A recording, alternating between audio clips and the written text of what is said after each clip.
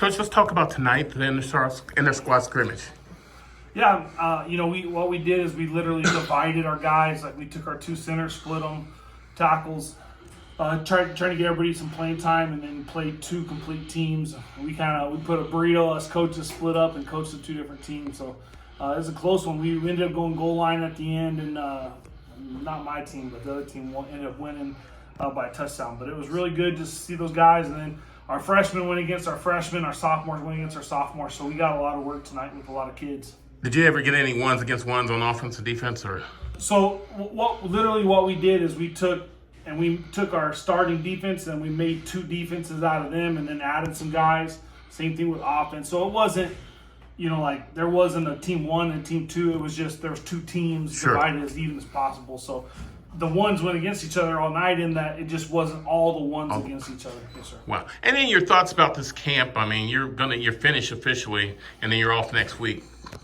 Yeah, no, I love it, man. I love that the states let us go to this. I think, the world's going towards 7-on-7 stuff, and it's not, frankly, it's not real football. We throw the ball. I think it develops a lot of bad habits, and a lot of teams want to go win 7-on-7 tournaments instead of playing to make themselves better. And so what I love is in full pads, we get really good looks in practice, and it allows us to do some things like tonight. That was way better than any 7-on-7 we could have gone to because it's real football. I got to tackle and do some things, and so I love it. I hope the state continues to let us do it because it's been really good for us. So, and when did the state implement this, Coach? Last year was the first year, and a lot of teams go earlier in May and do different things, but you have kind of till the end of June, and so we just replaced our summer workouts with these padded workouts, and it's been really good for us. Coach, talk about no two-a-days now. You didn't do any two-a-days this year. Is this the first time you've done that, and why if you haven't? Well, normally we do what we call our two-a-days here. We do it those weeks in August. Okay. Because it used to, what happened is you would start football and school would start the next week. Sure. So it was still summer, but now we don't get to start till August 4th, and then school, because they keep making school longer, teachers have to report that first day. So it just took the two-a-day option away from us without having to go early. So we kind of do some other things in the morning, and we just have even our two-a-day practices, honestly, we just took one of our regular practices and divided it into two smaller ones. Okay. So it's really not a lot different for us. So it's been fine. The next time you guys hit the field will be August or July? We'll come back that last week of July and that kind of those first days of August, and we'll get after with some conditioning and running, and just kind of make sure we're ready for that next week, because then we have to start back over with helmets and shells and then full pads, and so we'll start back on August 4th, but the Monday before that we'll start getting some conditioning. We're going to give them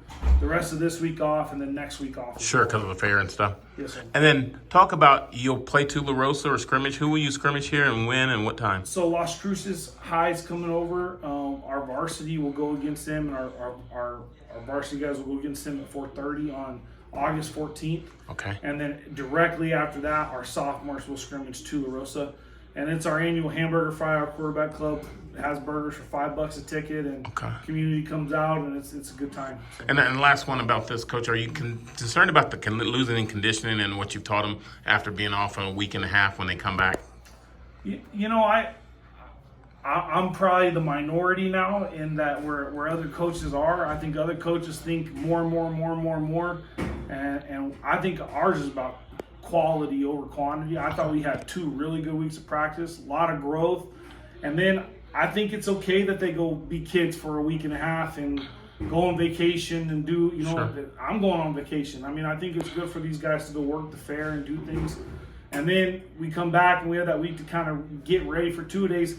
But really, not 2 days, but that August 4th, it start over for everybody. Okay. Everybody starts back over with helmets and shells. Okay. And so I'd rather our guys come in and be rested and ready to go then, so that we peak at the end of the season. I think a lot of teams like to peak, or not like to. I think they peak a little earlier than that because the guys are tired. And it's something we believe in here. I think we practice probably less than anybody in the state, and I believe that. And it's good for us. I think it's good for us. Awesome.